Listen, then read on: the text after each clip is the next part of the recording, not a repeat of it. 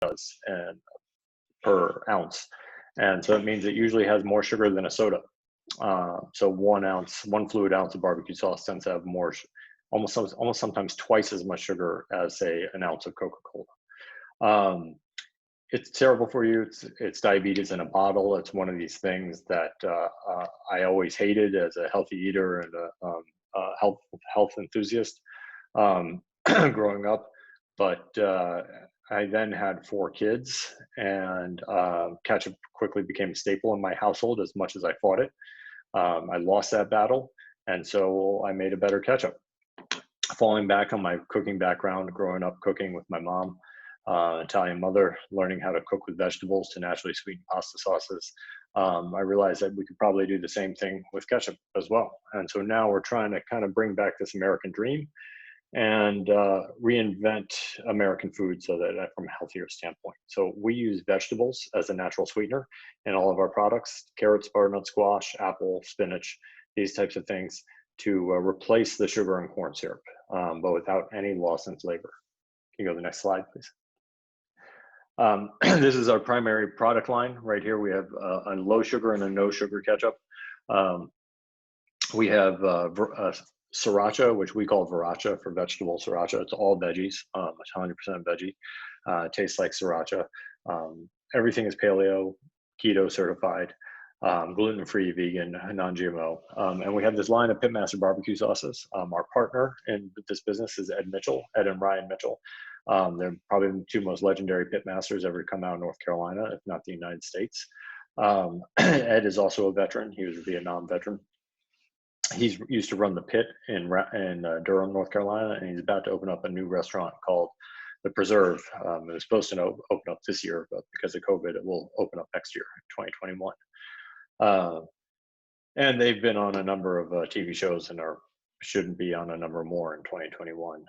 They were first highlighted by Michael Pollan in his Netflix documentary, Cooked. So fantastic people. They're with a real passion for bringing barbecue kind of back to the basics. Can you go to the next slide, please? These are our new products that are coming out at the end of this year. So currently for our barbecue sauces, we have a Kansas City style, and we have the Carolina styles, the Carolina Red, Golden, and Eastern. And we're now launching a Texas and a Memphis style.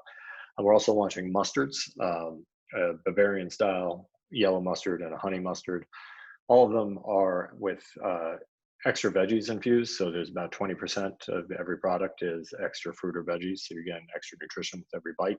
Obviously no added sugar, with the exception of the honey mustard, because honey counts as an added sugar. And you can't call it honey mustard if you don't put honey in it. But you'll see, like, if you look at our honey mustard, tastes just like a Chick-fil-A honey mustard, but without all the corn syrup and the extra preservatives, things like that. Basically, our ingredient deck is mustard seed, honey, apple, butternut squash, carrots, vinegar, and spices. So we have the cleanest, best ingredient deck on the planet, and we have a new cayenne hot sauce too, which is pretty amazing. You go to the next slide, please. We are breaking out into food service next year. 2021, we just signed a contract with the Boston Red Sox, so we are the official condiment suppliers of the Boston Red Sox for the 2021 through the 2023 seasons. And we're using this as a launch pad to break out through Aramark and Cisco and US Foods, and to go national. And we're starting to produce, by the end of this year, we will be producing almost all of our products in portion control packaging, like cups and sachets and in pumps. So these can work really well in corporate cafeterias or in any other areas where you might be serving food, and you really want to represent. What we've done here is we've taken something like condiments, which is typically boring and ugly for a cafeteria or a restaurant operator, and we've turned it into something that's value added, where the operator now, the food service operator, whether it be the corporate cafeteria or the restaurant, can now turn their location where they're serving their ketchup and mustard and hot sauce from a eyesore into something that's beautiful, that actually adds value, that shows that this facility actually cares about what people are eating. Next slide. We're highly unique. Nobody does what we do. We're healthier than the big brands. than any brand out there, with a better ingredient deck, better nutritional panel, and we're better tasting than the conventional brands. We can compete on taste. We've done a taste test with over 6,000 moms, mostly in the Northeast, Mid-Atlantic, and Midwest, and against our product and Heinz, and 94% of the respondents said that they would select our product over Heinz after tasting it. We've had that as a 94% top 2 box score for almost every taste test we've done, and we have a lot of data on that as well.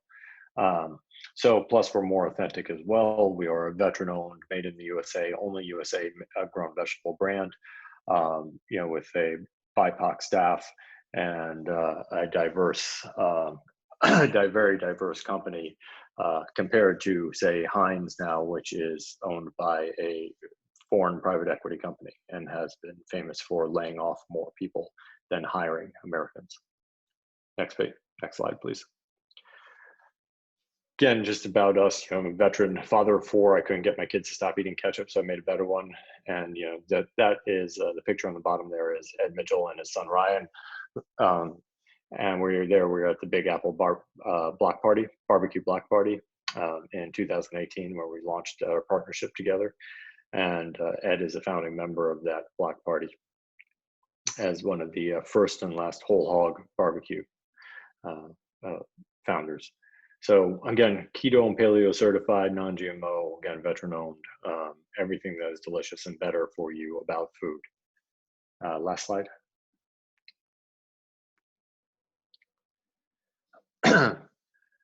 just a little bit more about me. Again, and some shots from our background, and I show more shots of my kids because I like putting those in.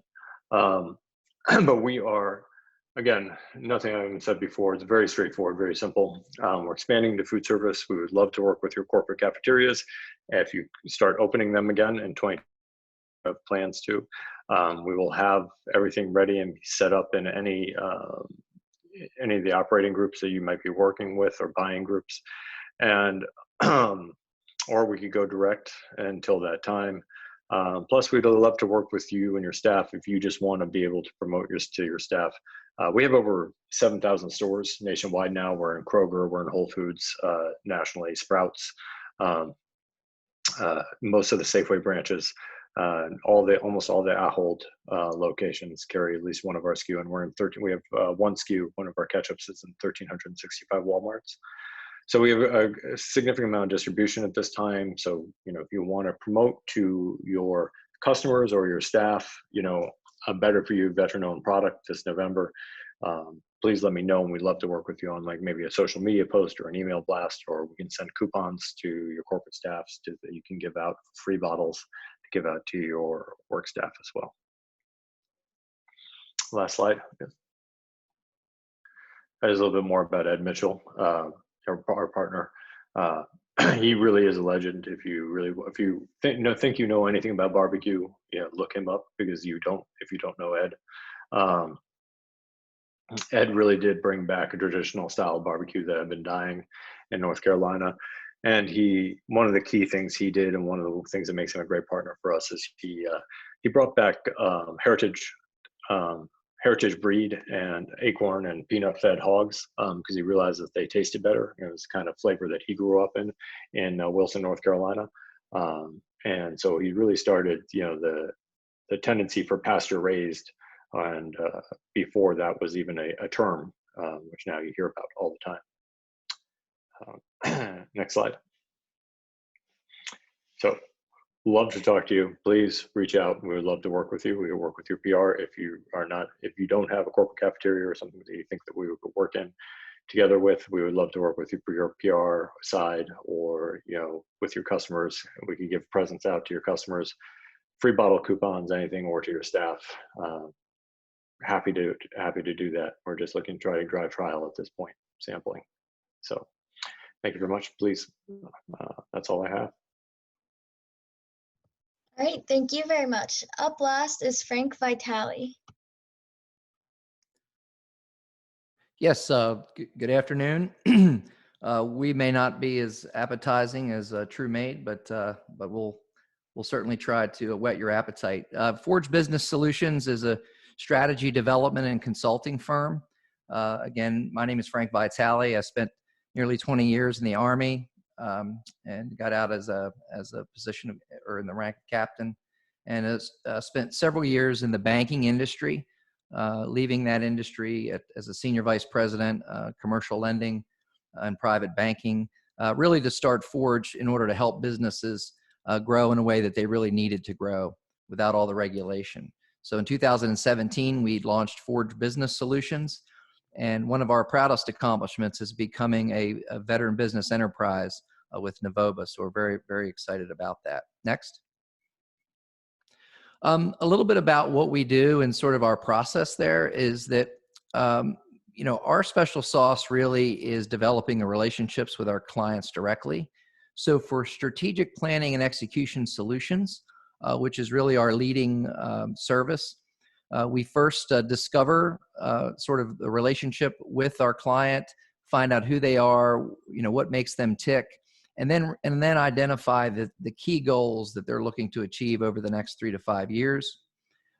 We look at defining the milestones and the benchmarks that will be necessary to achieve those goals, and then we start to launch our process for strategy development.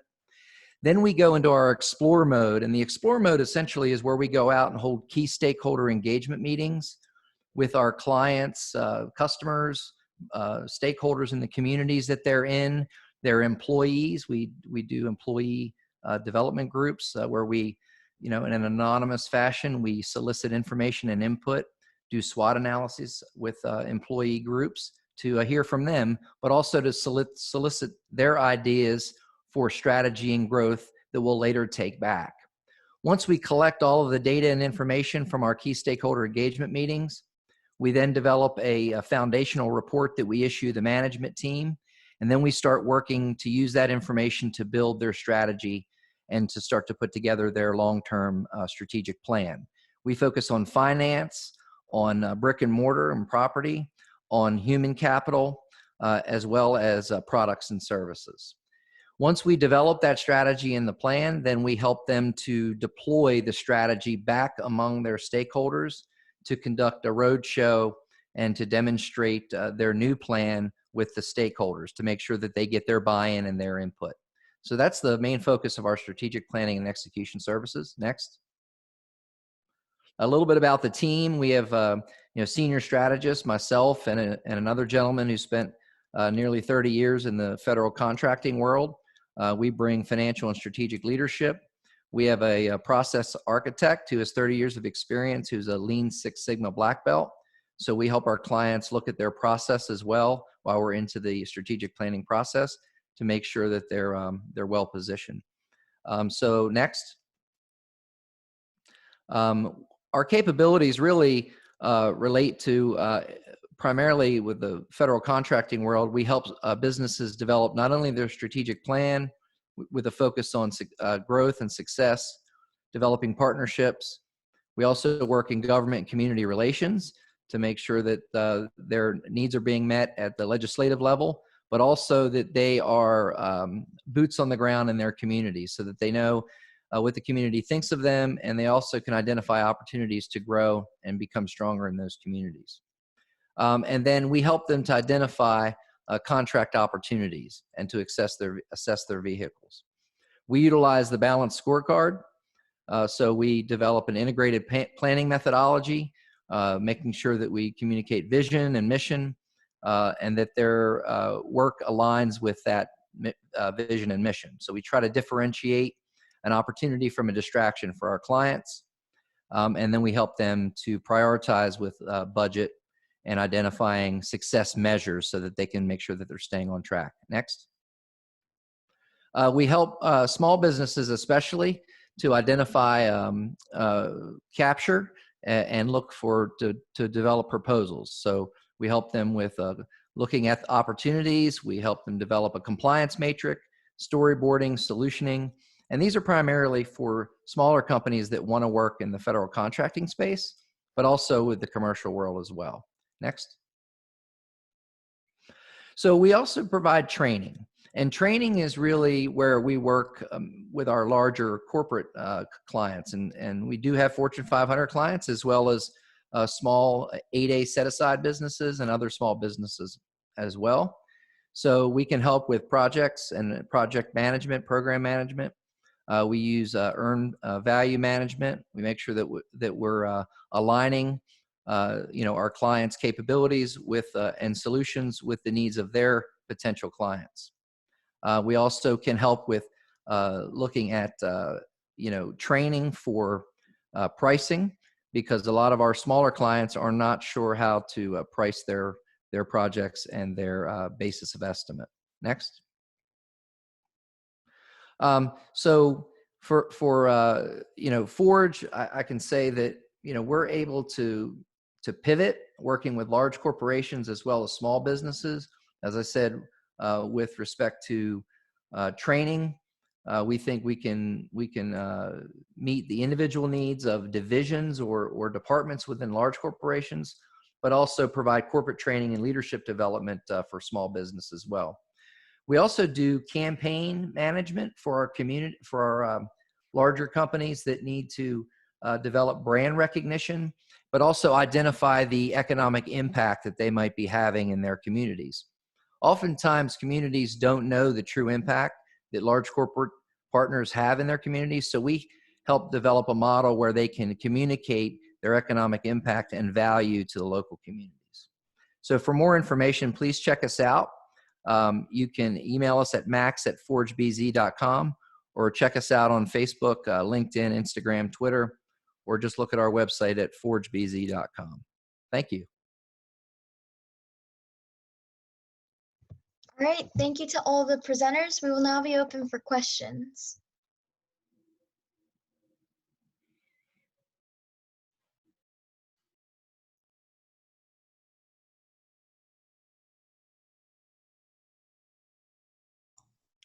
Hey, Lexi, it's Nancy Connor. I had a question for Kelvin, just out of curiosity. Has your organization needed to pivot in any way this year, given the unusual nature of business in 2020?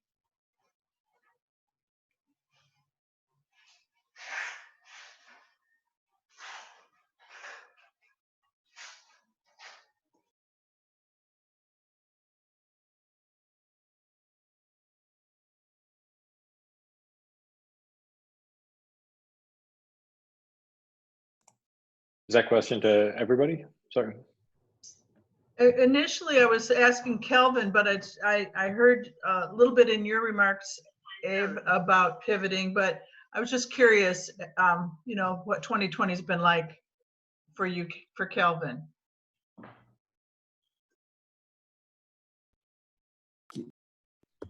There we go. Can you hear me okay? Yes. I apologize. I was having a little bit of feedback. Can you just repeat that question one more time, please? Oh, sure. No, I was just curious, in your industry, have you found a need to pivot this year in any new directions, given, the business climate in 2020? Yes. A lot of our business does revolve around the court system, and because of COVID-19, a lot of the courts are closed. So there's a lot of companies that we do work for, a lot of law firms that we do work for, where we've had to change how we approach investigations and how we relay the information that we have at hand. Typically what happens for us is when we finish an investigation, we're able to send everything over to the client, but because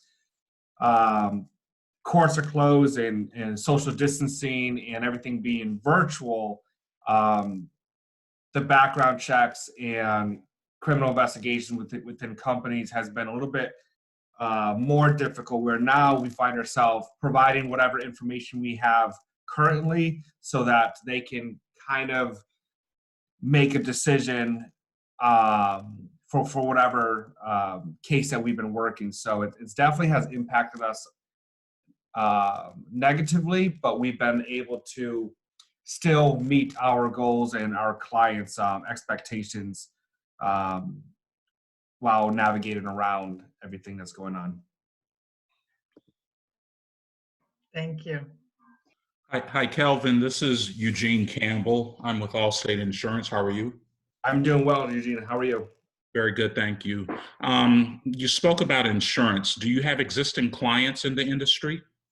Yes, so we work with two insurance companies. They are commercial insurance, and we do a lot of their SIU investigations merely because they want another pair of eyes that's not part of their industry, where if they're going to make a determination on a claim, the likelihood that it would be litigated based on biasy is extremely slim. So we do a lot of their SIU investigations as a second pair of eyes, where they can say we've hired an outside source to conduct this investigation, and they have no ties to us. So that's when I talked about alleviating biasy. That's why we find that the insurance companies we currently work with and our clients currently is because we do separate that continuity between partners. And what are your geographic service areas for your business? So we have a nationwide outreach, so we can go in any state within the 50 states or wherever the Constitution applies. We can go, and we have a big footprint on the East Coast. We were just in Tennessee and in Killeen, Texas, a few months back, working on investigations. So I guess to break it down, we have a nationwide outreach.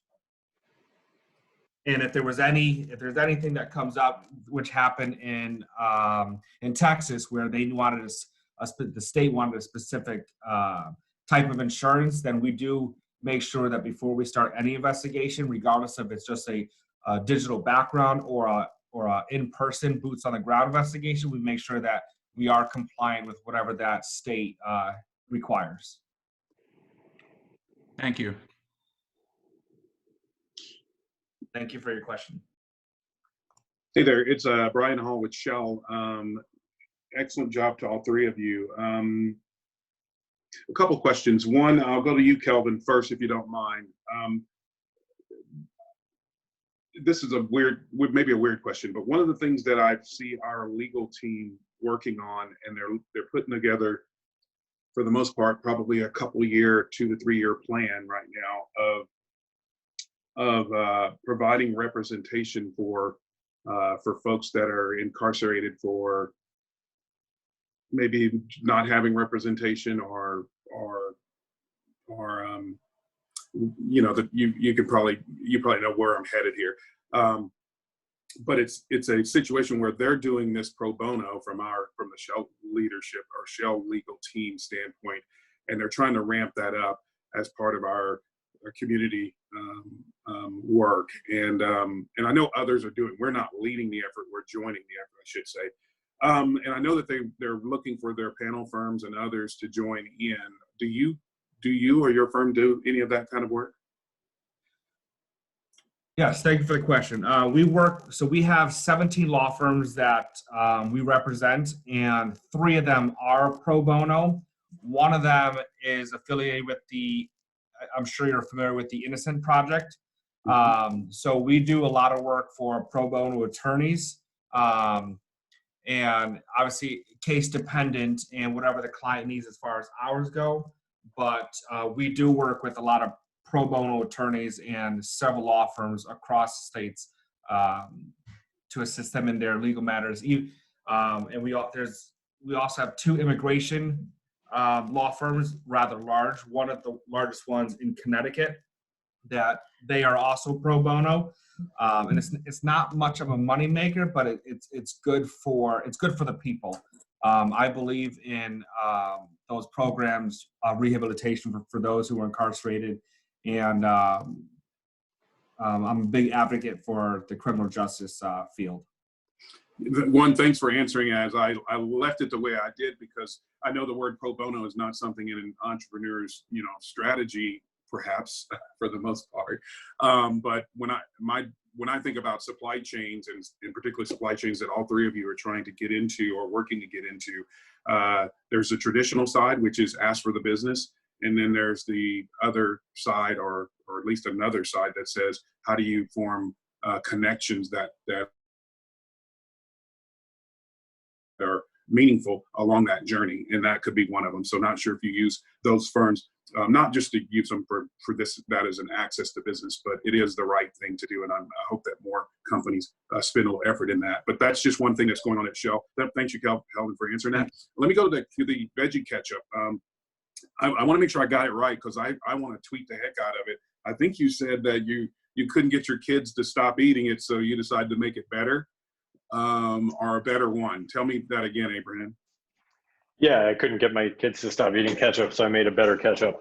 I think that's brilliant, by the way. A couple questions for you. I actually was I was a mentor, but I think he mentored me. A gentleman here in Houston who is making a family, or carrying on his family recipe of tomato sauce with yellow tomatoes, and it's for some health benefits that I won't go into here.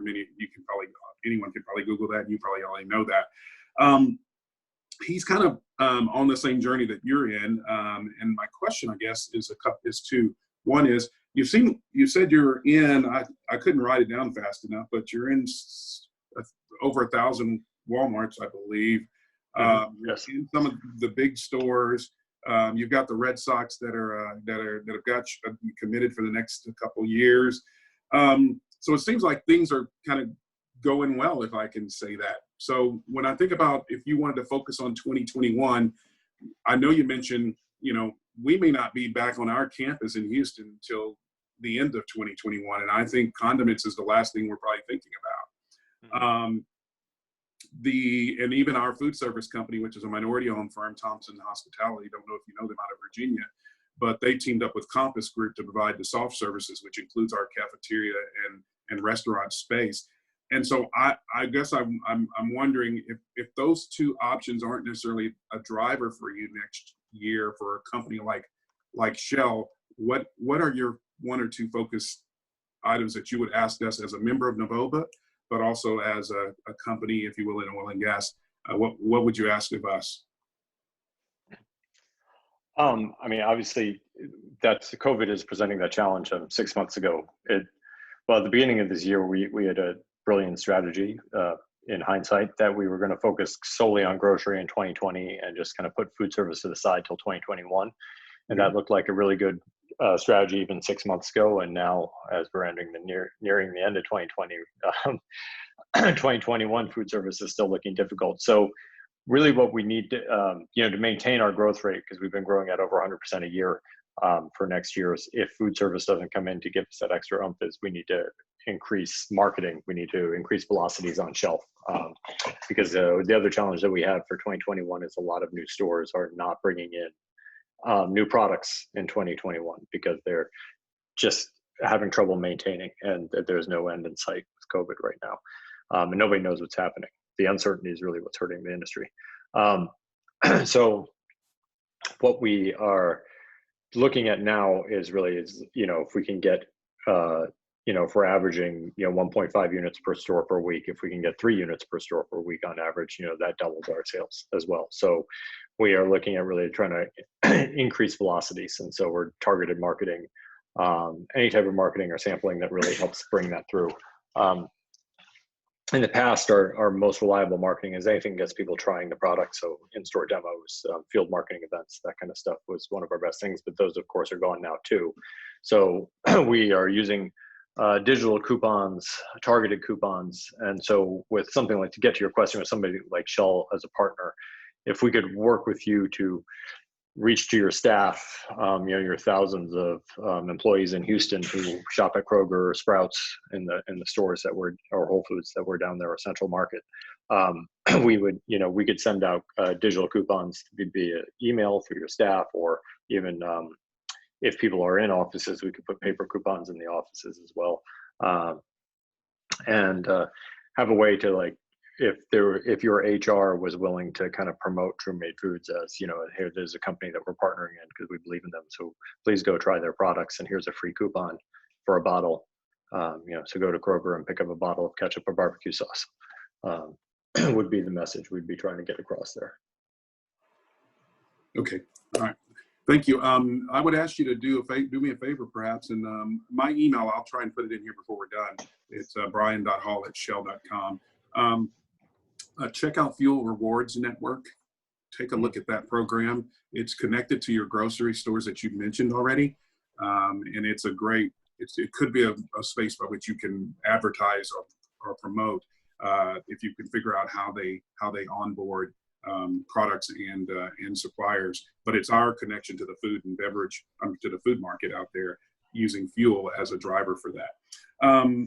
But just thinking of creative ways to get you. I heard marketing is what I heard, and getting your name and brand out there, perhaps among an employee group that can make purchasing decisions inside the grocery stores as they go in there. Is that what I think I heard? Yeah, exactly. Like any type of promotion, as a consumer-facing product, like Okay. really, brand awareness is everything for us when it comes down to it. Could you ever see your brand on the roof panel of a NASCAR car? Yeah, we could definitely see that at some point. All right. And finally, thank you, by the way. And I'm going to go find your ketchup because I'm a fiend for ketchup too. And why not try something new? And I'm looking forward to the mustard as well. Frank, I think it was with Forge.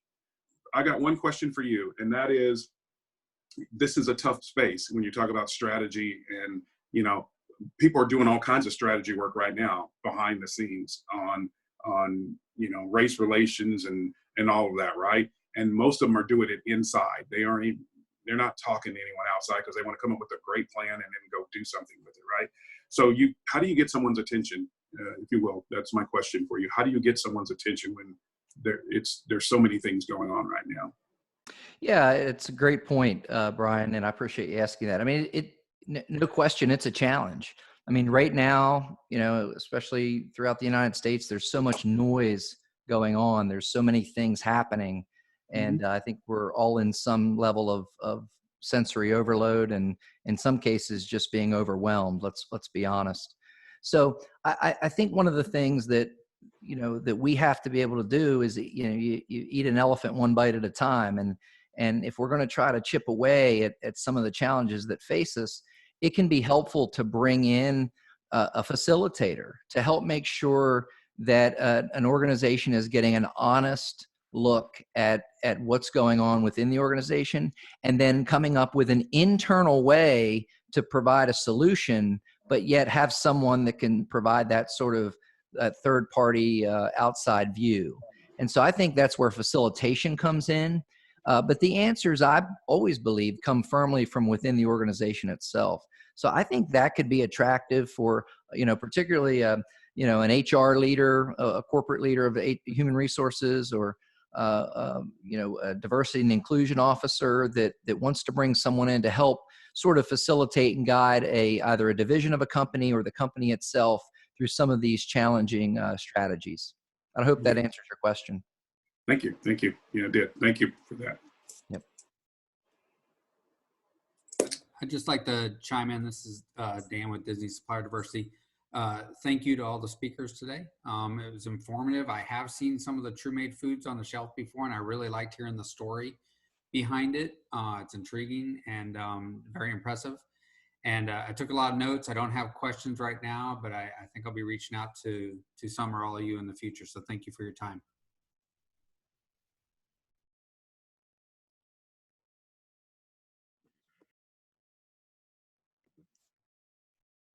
Brian, this is Calvin from TIP Investigations. I don't remember the gentleman that answered your last question.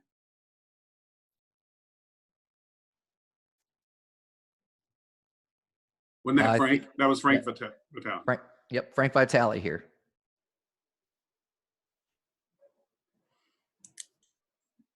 And I didn't see the bottle.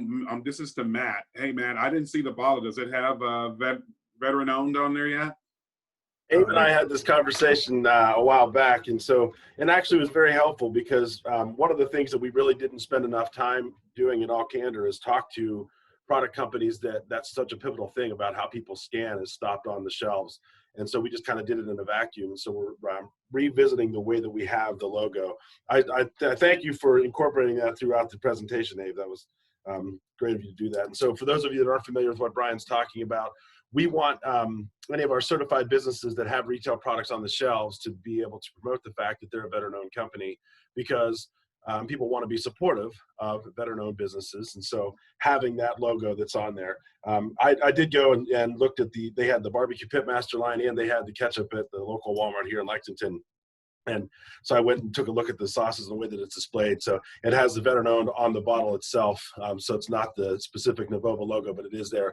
But there's certain other things that are on the bottle with the paleo friendly and the vegan friendly and the GF, and the way that the simplicity of those logos and that people know what they are, it makes it a little bit different than what we were trying to accomplish. So it was a very helpful conversation. So thanks for bringing that up, Brian. And thank you, Abe, for your feedback on that, and for everybody else that wants to be supportive of these products. We want to have that something that we have in 2021, and so you can identify some Navova certified VBE products on retail shelves.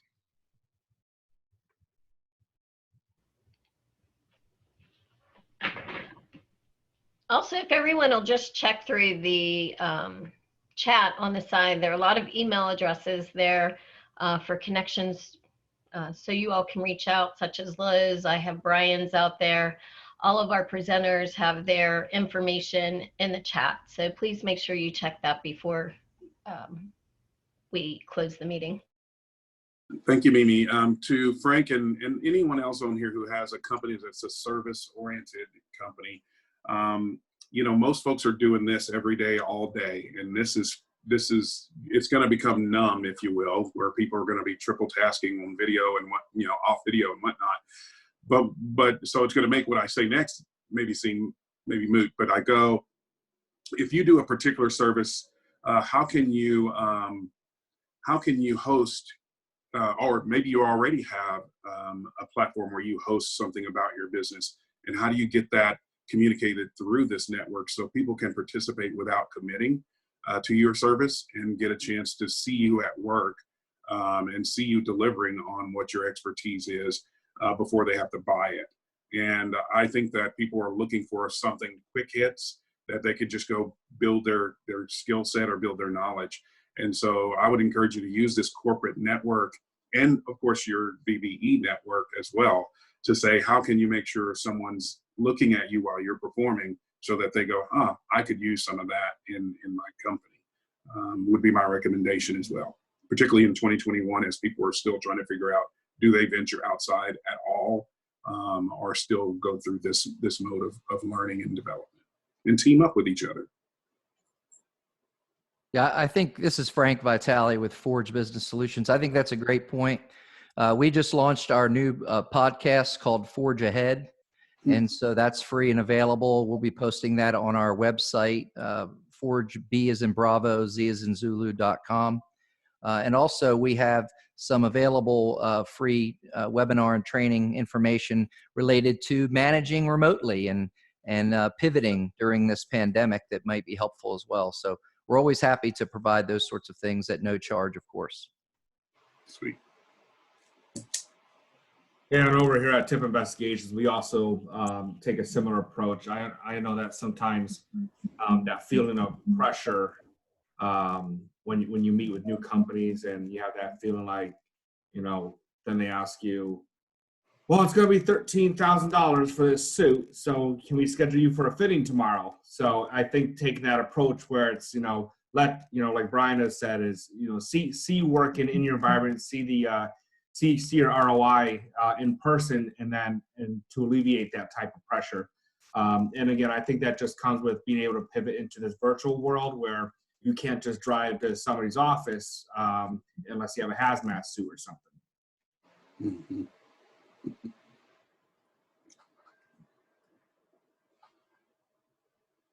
So one last note, if there are no other questions, I'd like to remind everybody about October 5th.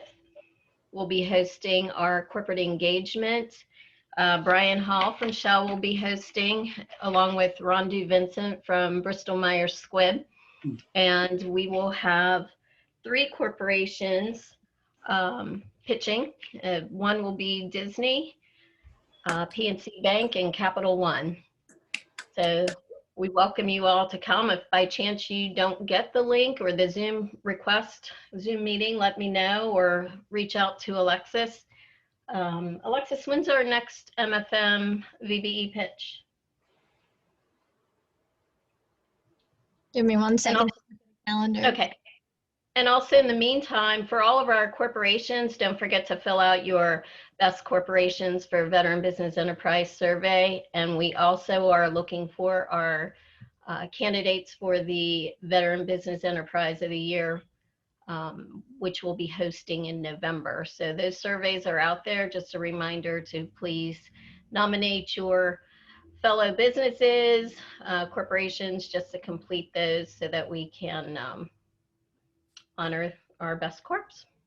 To follow up on that, the links are in the chat. I just sent them out. So that's VBEOY 20 for the Veteran Business Enterprise of the Year, and then BC VBE 20 for the Best Corporations Awards. If you're a corporate entity and you have a veteran supplier that you would like to nominate, sometimes the best thing to do is just to send them the link, since they'll be able to tell their story and fill out the survey a little bit more effectively than you. And they can just let us know that you nominated them in the open-end question. So you can just instruct them that by sending them the link. The surveys do close on the 30th, which is Wednesday. So we're finally running out of time, and the award ceremony is going to be on the 6th of November. So mark your calendars for that. But the survey will close on Wednesday. So if you don't get those nominations in prior to that, then, well, we'll worry about it next year. But anyway, so please do that. Please do so. There's no cost or obligation to any of the VBEs. They just have to fill out the survey and share their story. So just let us know. Well done. All right. Thank you to everyone that presented, everyone that attended. And our next VBE MFM will be on Monday, October 12th. Same time, same place. And I'll have those invites out soon. Thank you very much. Thank you. Thank you, all. everyone. Have a good day. Great job. Thank you. presenters today. Thank you.